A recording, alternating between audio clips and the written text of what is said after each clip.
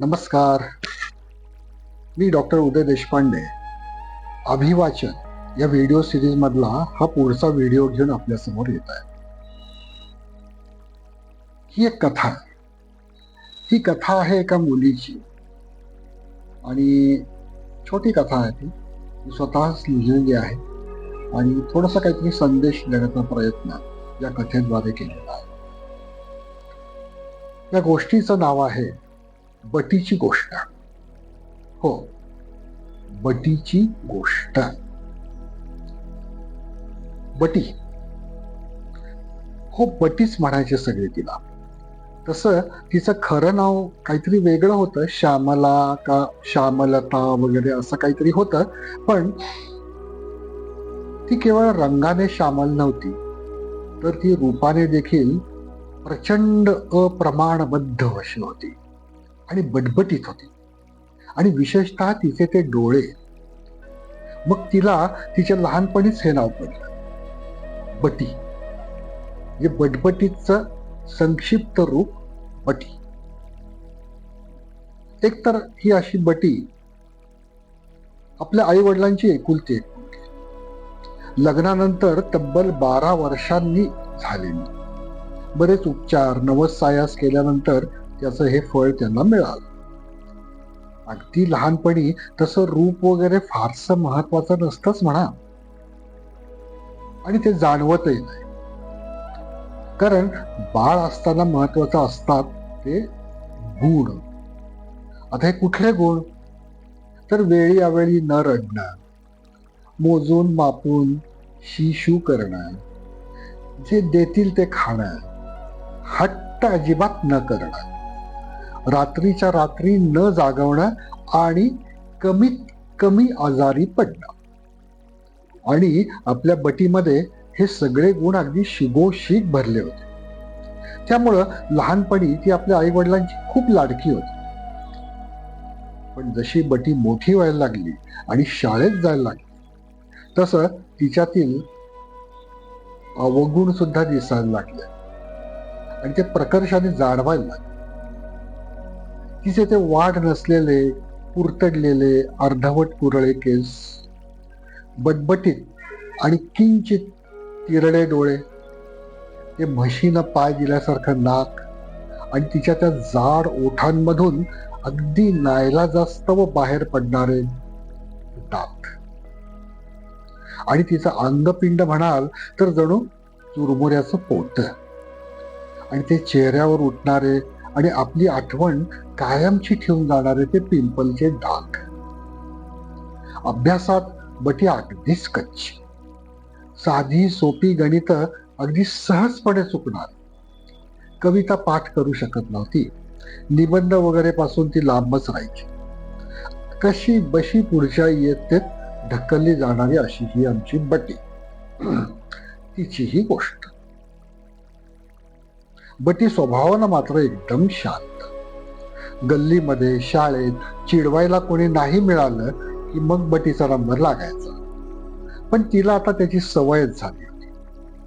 बटी कधीच कोणावरही रागवली नाही. अनेक जण तिची दया करायचे, कीव करायचे, पण त्याचंही तिला काय वाटायचं. ती शांतच असायची. तिचे वडील देखील तिला तिच्या रूपावरून सारखं बोलायचे. हिला खपवणं फार अवघड आहे असं म्हणायचे.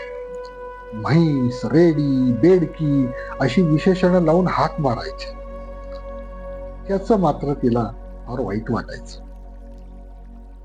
आणि मग वेळ आणि संधी पाहून बटी आरशासमोर जाऊन रडायची. पण ती आपल्या वडिलांना कधीही उलट काही बोलली नाही. कोणाकडे जाताना वडील बटीला एकटीला घरी ठेवून जायचे, कारण त्यांना तिची लाज वाटायची. तर ही अशी बटी कशी बशी 12वी झाली आणि आता बटी कायमच घरीच असते. बटीची आई मात्र बटीवरती प्रेम करायची.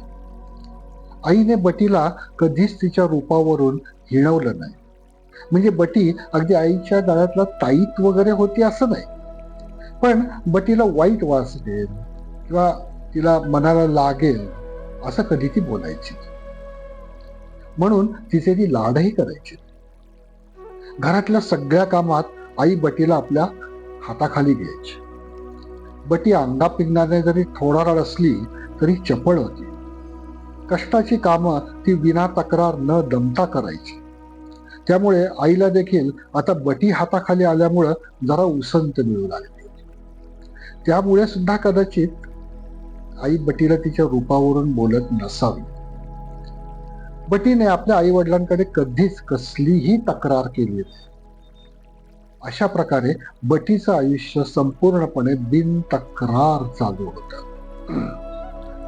12वी झालेली बटी आता उपवर झाली होती. बटीला आपल्या आईच्या हाताखाली काम करता करता सहजच स्वयंपाक करायची गोडी लागली होती. सुरुवातीला साधे सोपे पदार्थ ती आईच्या हाताखाली शिकली. बटीने मसाला, तिखट, आंबट आणि गोड यासाठी कधीही मापाचा चमचा उपयोगात आणला नाही. हे पदार्थ टाकताना ती स्वतःची बोटं वापरायची आणि त्या पदार्थांना चव द्यायची. आणि बटीच्या बोटांचा परिस्पर्श झालेले पदार्थ देखील अगदी इति कर्तव्यता झाल्याप्रमाणे अतिशय चविष्ट, सुंदर आणि पाककलेची एक वेगळीच उंची गाठायचे. बटीचे वडील बटीच्या हातचे पदार्थ खाताना 2 घास जास्तच खायचे. पण बटी समोर आली की मग मात्र त्यांच्या कपाळावरती आठ्या पडायच्या. त्यांच्या डोळ्यात तिखट गेल्याप्रमाणे ते डोळे लाल बुंद व्हायचे आणि तोंड कारलं खाल्ल्यासारखं वाकडं तिकडं. त्यामुळे त्यांचं जेवण होसपर्यंत बटी त्यांच्या समोर कधी जायचीच नाही. बटीमुळे आपल्या समाजात टिंगल-टवाळी होते असा त्यांचा ठाम समज होता. त्यांनी बटीला जाणीवपूर्वक समाजापासून दूर ठेवल्यामुळं बटीचं एक रूप सोडलं तर तिच्यातील अनेक गुण समाजासमोर बाहेर कधी आलेच नाही. संवादच नसल्यामुळं बटी आणि तिच्या वडिलांमध्ये विसंवाद व्हायचा कधी प्रश्नच उद्भवला नाही. बटीचा राग तिचे वडील कायम बटीच्या आईवर काढायचे आणि त्यामुळं आईची कुचंबणा मात्र दिवसेंदिवस वाढत चालली होती. इकडे बटीच्या दृष्टीने आपली आई हेच तिचं दैवत होतं. कारण आईनं तिला तिच्या दिसण्यावरून कधीही टोमणे मारले नव्हते, ती मनाला लागेल असं कधीही बोलली नव्हती. आणि बटीसाठी हेच खूप होतं. त्यामुळे कदाचित बटीचं आपल्या आईवरती जीवापाड प्रेम होतं. आई जे काय सांगेल ती मनापासून ऐकायची. आईचा शब्द कधीही खाली पडू द्यायची नाही. बटी उपवर झाली अर्थात बटीच्या ह्या दिसण्यामुळं येणारी स्थळं परत जायची. तिनं केलेल्या पदार्थांचं कौतुक करायचे, पण बटी समोर आली की सगळं फसवायचं. दिवस असेच चालले होते. बटी आता 28 वर्षाची झाली होती आणि तिचे वडील देखील आता निवृत्तीची पायरी ठोठवायला लागले होते. वडिलांची काळजी वाढत होती. समाजात होणारी नामुष्की ते घरी येऊन बटी आणि आईवर काढत. घरातलं वातावरण आता रोजच तणावपूर्ण राहायला लागलं होतं. वडील घरी यायच्या आधीच बटी घरातून बाहेर निघून जात. तास 2 तास बाहेर घालून वडिलांचा मूड ठीक असेल तेव्हा ती परतायची. अर्थात ती बाहेर कुठं जातं, काय करते याबद्दल तिच्या वडिलांना फारसं काही घेणं देणं नसायचं. ऑफिसमधून घरी आल्या आल्या बटीचं तोंड पाहायला लागत नाही हेच त्यांच्या दृष्टीने समाधानाची बाब होती. बऱ्याच ठिकाणी मिनतवारी केल्यानंतर एक घोड नवरा बटीला पाहायला यायला तयार झाला. वय जास्त आणि रूप कमी याच जातकुळीतला तोही होता. त्यामुळे इथं बटी खपेल अशी जबरदस्त आशा आई आणि वडिलांना होती. पाहुणे येणार त्याच दिवशी बटी दुपारपासूनच कुठेतरी बाहेर निघून गेली होती. खाण्यापिण्याची संपूर्ण व्यवस्था तिने व्यवस्थित करून गेली होती आणि मी वेळेतच घरी पोहोचेन अशी ग्वाही तिने आईजवळ दिली होती. संध्याकाळी झाली, पाहुणे आले, पण बटी काही अजून आली नव्हती. वडिलांचा पारा हळूहळू चढायला लागला होता. आई सुद्धा जरा काळजीत पडली होती. अखेरीस आईनेच खानपान वगैरे सगळं उरकलं आणि पाहुण्यांनी पदार्थांची मनसोक्त स्तुती केली. बटीचा फोन देखील लागत नव्हता. आता मात्र वडिलांचा संताप आणि आईची काळजी स्फोटकतेपर्यंत येऊन पोचले होते. तेवढ्यात बटीचाच आईला फोन आला. 5च मिनिटात पोचते असं सांगायला. आणि बटी अक्षरशः 5 मिनिटात आली. घामाने थपथपलेल्या बटीनं चपला बाहेर काढून आत प्रवेश केला. पाहुणे होतेच. त्यांनी बटीला पाहिलं आणि त्यांच्या चेहऱ्यावरच्या वेगानं बदलत जाणाऱ्या रेषाच या कार्यक्रमाचा निकाल सांगून गेल्या. नंतर कळवतो असं सांगून पाहुणे निघाले. आणि दरवाजातून बाहेर पडता पडता त्या मुलाच्या आईनं बटीच्या दिसण्यावर केलेली एक उपरोधिक टिप्पणी वडिलांच्या कानावरती आली. त्या मुलाची आई म्हणाली, अरे यापेक्षा वाफेचं इंजिन काय वाईट होतं. मंडळी सगळी त्यावरती खळखळून हसली आणि निघून गेली. आणि इकडं वडिलांच्या संतापाचा विस्फोट झाला. संतापाने त्यांना काही बोलता येईना. तू जन्माला आल्या आल्याच का मेली नाहीस असं बोलून ते अक्षरशः हमसाहमशी रडू लागले. आई सुद्धा रडू लागली. वडिलांची प्रतिक्रिया बटीला अपेक्षितच होती, पण आई सुद्धा रडते हे मात्र तिला पाहवलं नाही. बटी हळूच आईकडे गेली, तिला जवळ घेतलं आई आणि स्वतःही रडू लागली. पण क्षणभरच. बटीची आई अचानक ताठ झाली. तिनं एकदा कठोर नजरेनं बटीकडे पाहिलं आणि आपला चेहरा असा सक करून बाजूला घेतला आणि म्हणाली, तुझे बाबा बरोबरच बोलले. तू जन्माला आल्या आल्यास का मेली नाहीस? तुझ्या वडिलांवर असं रडण्याची पाळी तरी आली नसती. तू का मेली नाहीस, तू का मेली नाहीस असं काहीसं बडबड करत ती आई रडत राहिली. बटी स्तब्ध झाली, बधीर झाली. काही क्षण काहीच न सुचल्याने ती एकाच जागी ओंडक्यासारखी उभी राहिली. वडील डोळे पुसून तेव्हाच बाहेर निघून गेले होते. बटीनं हातात गळून पडलेली कॅरी बॅग कशी बशी उचलली आणि पाय ओढत ती हळूहळू स्वतःच्या खोलीकडे निघाली. खोलीत आत जाण्यापूर्वी तिनं हळूच आईकडे वळून पाहिलं, अतिशय प्रेमानं पाहिलं आणि झरकन वळून आत गेली आणि दरवाजा आतून बंद करून घेतला. थोडा वेळ गेला. बाहेर दिवे लागण्याची वेळ झाली होती. अंधार हळूहळू हातपाय पसरायला लागला होता आणि असंही बाहेरच्या पेक्षा घरामध्ये अंधार जरा लवकर पडतो. पण बटीच्या घरात 24 तास 12 महिने अंधारच होता. वडील कामावर जायचे तेवढा वेळ थोडाफार उजेड पडेल तेवढाच. वडील आले की पुन्हा अंधार. आई हळूहळू भानावरती आली. डोळे पुसून तिनं पदर सावरला. का कुणास ठाऊक तिच्या पदराआड आज काहीतरी लकलकून गेलं. उगाच छाती भरून आल्यागत वाटलं. पदर खोचून तिनं अवतीभोवती पाहिलं. वडील तर बाहेर गेले होते आणि बटी पण दिसत नव्हती. आज जरा जास्तच झालं. पोरीला लागला असणार असा काहीसा विचार करत ती स्वयंपाकघराकडे वळाली. स्वतःसाठी आणि बटीसाठी चहा ठेवला. बेसिनपाशी जाऊन थंड पाण्याचे हापके तोंडावरती मारले आणि पदराने चेहरा पुसत ती पुन्हा ओट्याकडे गेली. इतक्यात पुन्हा पदराआड तीच हालचाल, तेच अनाहूतपणे लकलकणं, ती छाती भरून आल्यागत वाटणं. तिनं दुर्लक्ष केलं आणि ती ओट्यापाशी जाऊन चहा गाळला आणि बटीला हाक मारली. बटी, चहा तयार आहे, ये पटकन. आतापर्यंतचा तिचा अनुभव तिला हेच सांगत होता की बटी एका हाकेत येते किंवा किमान ओ तरी देते. पण आता तब्बल 1 मिनिट झालं तरी बटीकडून काहीच प्रतिक्रिया नाही.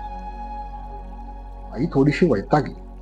खरं तर राग येण्याची, रुसायची पाळी बटीमुळे आमच्यावरती आली आणि उलट हीच आमच्यावरती रुसते.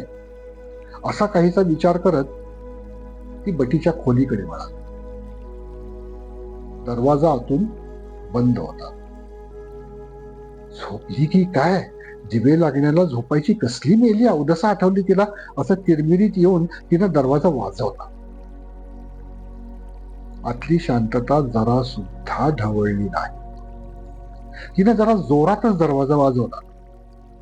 अजूनही आतली शांतता जरा सुद्धा ढवळली नाही. आणि रागाची जागा आता काळजीनं घेतली. तिने चहाचे कप खाली ठेवले आणि दरवाजा जोरात ढकलला. दरवाजा आतून बंद होता. तिने दाराचा खटका फिरवून बघितला. दरवाजा आतून बंदच होता. आता मात्र काळजीचं रूपांतर भीतीमध्ये व्हायला लागलं.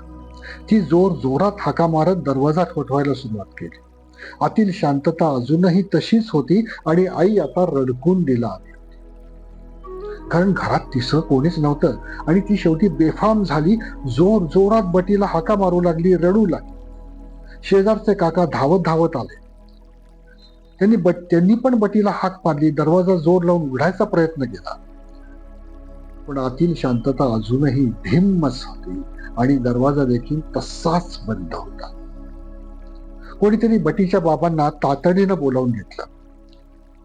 आल्या आल्या बाबांनी आपल्या त्या भयंकर आवाजात बटीला हाक मारला, बटी.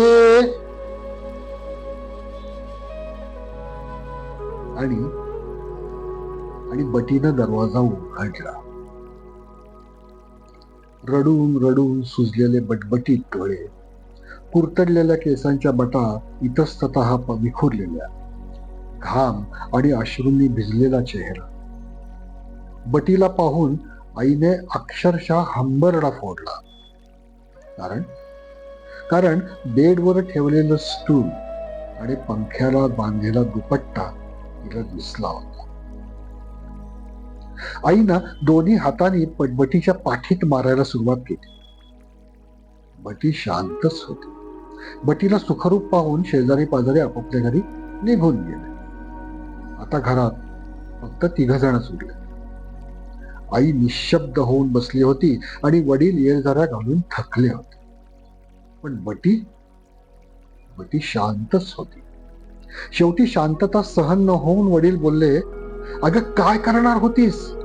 जिवंतपणी त्रास देतेच आहेस, मेल्यावर काय भूत बनून मानगुटीवर बसवणार होतीस की काय? असं काहीसं बडबड करत वडील राग काढत होते. बटी तरीही शांतच होती. अगं बोल की, नाहीतर आजवर जे मी केलं नाही ते मला करायला भाग पाडू नकोस. बटी अजूनही शांत होती आणि ही शांतता आता विस्फोटाच्या दृष्टीने जाऊ लागली. वडील घाईघाईने किचन मध्ये गेलं आणि धुणं वाळत घालायची काठी घेऊन बाहेर आले. ते पाहून आतापर्यंत कर्मसून बसलेली आई अचानक उठली, बाबांकडे गेली, त्यांच्या हातातली काठी हिसकावून घेतली. खबरदार, बटीवर हात उगाराल तर माझ्याशी गाठ आहे. एका वेगळ्याच विश्वात असल्याप्रमाणे आईने रुद्रावतार धारण केला होता आणि ते पाहून बटी हुंदके देऊन रडायला लागली. बटीला आईनं जवळ घेतलं, पाठीवरती हात फिरवला आणि बटी आता अक्षरशः हमसून हमसून रडायला लागली. काही वेळ असाच गेला. मग आईनं विचारलं, काय करणार होतीस? बटी काहीच बोलली नाही. तिनं हातातला कागद आईकडे दिला आणि पुन्हा स्तब्ध झाली, शांत झाली. आईनं डोळे पुसले आणि तो कागद ती वाचू लागली. आई, मी आजपर्यंत तुझा शब्द कधीच मोडला नाही. मग आज तरी कसा मोडणार होतो? तू म्हणालीस ना की मी जन्मताच मरायला पाहिजे होतं. तेव्हा नाही झालं, कमीत कमी आता तरी. म्हणून मी स्वतःला संपवण्याचा निर्णय घेतला. आजपर्यंत तू कधीही माझा तिरस्कार केला नाही, पण आज केलास. माझ्यासाठी हे कल्पनेच्या पलीकडचं होतं. खरं सांगू आई, बाबा म्हणतात ना, ते खरंच. मी जगण्याच्या लायकीची नाहीये.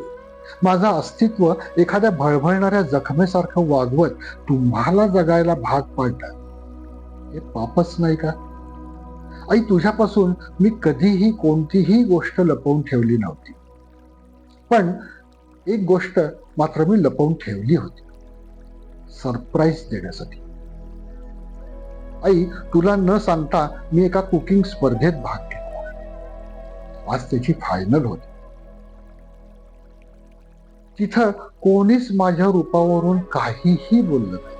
उलट सगळे मी तयार केलेल्या पदार्थांचं कौतुक करायचे. आम्हाला पण शिकव असं म्हणायचं. मला जवळ घ्यायचं.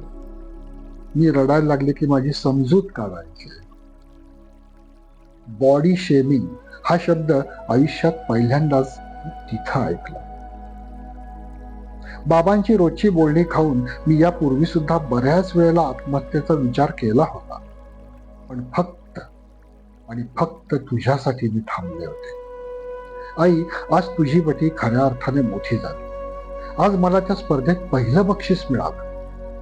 मेडल, सर्टिफिकेट आणि 1,00,000 रुपये. आज मी खूप खुश होते. आज माझा आयुष्यातला सगळ्यात आनंदाचा दिवस होता.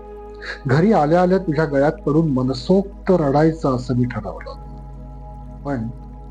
पण जे काही घडलं ते अनपेक्षितच होतं.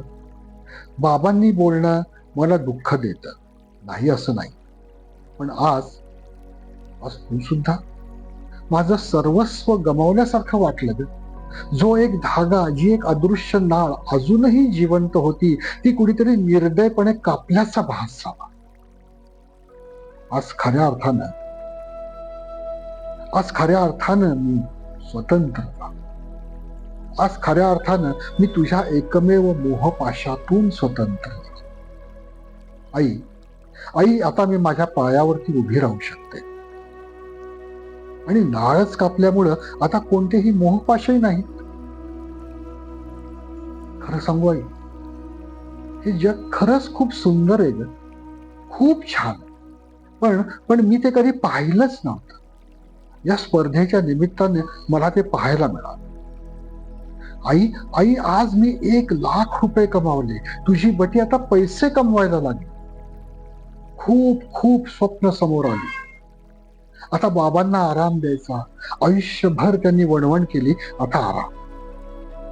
तुम्हाला दोघांना माझ्यामुळं आयुष्यात कोणतीही हाऊसमौस करायला मिळाली नव्हती. पण आता मी आहे. तुमची सगळी हाऊसमौस भागवायची. कपडे, फिरणं, खाणं, गाडी, सगळं. पण आज तू मला झिडकारतोस. माझ्या केवळ स्वप्नांचाच नाही, तर माझ्या आयुष्याचाच चुराडा झाला. मला माफ कराय. आई आणि वडील दोघेही हतबुद्ध. दोघांचे डोळे झरणीला लागले.